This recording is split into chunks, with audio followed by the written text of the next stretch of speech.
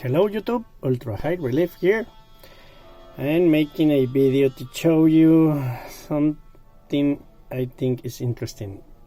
I have these slabs and I want you to take a good look at them and tell me what does these coins have or could have in common. I'm going to do an interesting experiment with these ones. So of course you can see they all are quarters, but that's not what they have in common, or I thought so they had in common. What we have here is what I think all of them are improperly annealed coins, improperly annealed Planchet. It's an error that the US Mint makes every now and then, especially in the pandemic when they were in a rush to produce coins.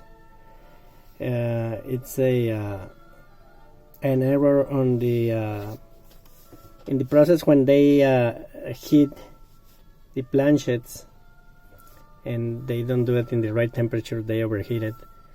The coins turn a little bit dark or black. They are called a sintered planchet or improperly annealed. They are also called as black beauties, especially in some nickels back then.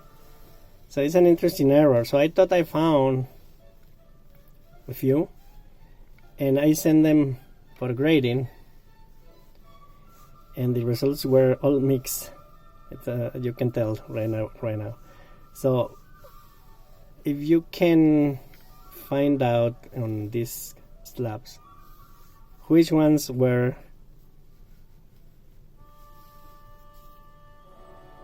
created as improperly annealed, look at the color,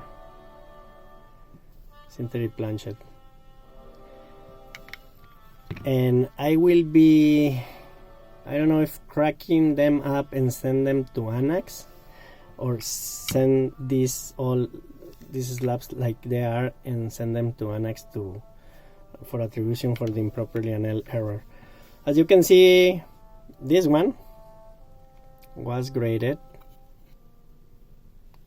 normal. Look the color.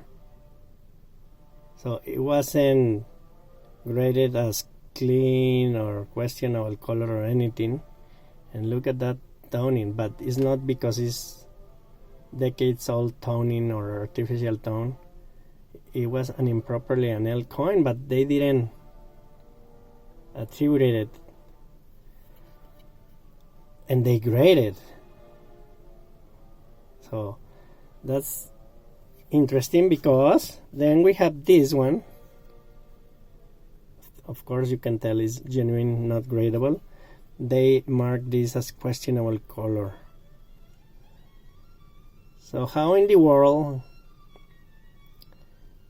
the same kind of coins, they mark one questionable color and the other one not, and they grade one, right? Then the third one, look at this one. This one has a perfect glass white obverse, and the reverse, it's improperly annealed. So why they grade this one and they didn't at least put, questionable color details, whatever? I mean, either if you grade this one, then it should be improperly annealed, don't you think? I mean, it should raise concerns that, okay, why this is white, glass color, and this one not? Sometimes it could be only on one side. So that's weird. And then this one, this is the darkest of all. Actually, you can see the marks. Let me see, focus. It's super dark. I thought this one had the highest chance, and it came questionable color and circular details. Now, one that I didn't thought was going to come with the error attribution, and voila, improperly annealed Planchet. So, you know, the subjectivity of the graders and whatever the mood, I don't know. You know, grading is never an exact science, and that's why you yank your hairs, because it's not consistent. But hey, I got one, and I haven't give up. I'm doing a submission to Anacs because they are more, in my mind, an experts on errors. So if you want to grade errors and attribution, always send them to Anacs. They are pretty good on errors. PCGS and NGC are more of just the top grading third-party services, but they are not specialized on errors. So it's hard to have errors in slabs from PCGS. So I will be sending them and find out. I will do another video follow-up. But look, this is an improperly annealed. Look at this one, the color. And it's even black, more dark. And it came questionable colors. Come on. So let's find out. Yes, sometimes you lose money, but that's your education in coins.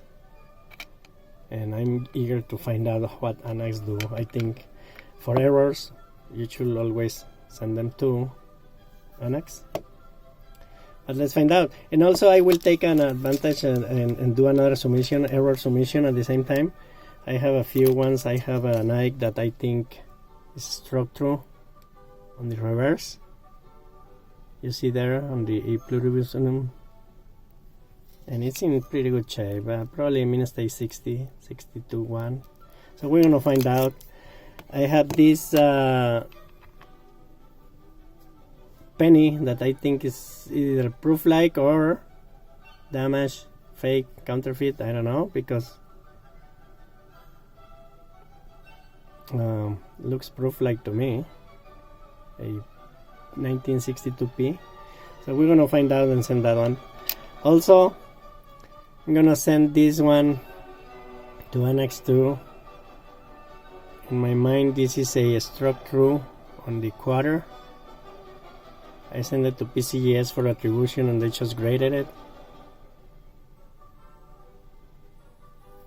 So let's see how that goes. Also this one, another W, I think it's a Planchet defect error or lamination error in front of the nose of George Washington.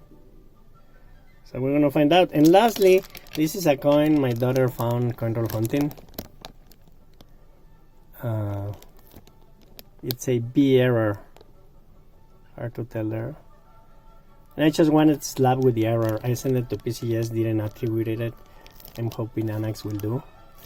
So let's see how that goes. That submission will take weeks, months to send them and get back, and then another weeks, months for me to do another video, because it's tough for me to do videos and upload to YouTube. But hey, that's the latest that I'm into it, and always having fun. And let's find out the results of all this. Alright, happy 4th of July, the rest of the day, and see you next time. Ultra High Relief out.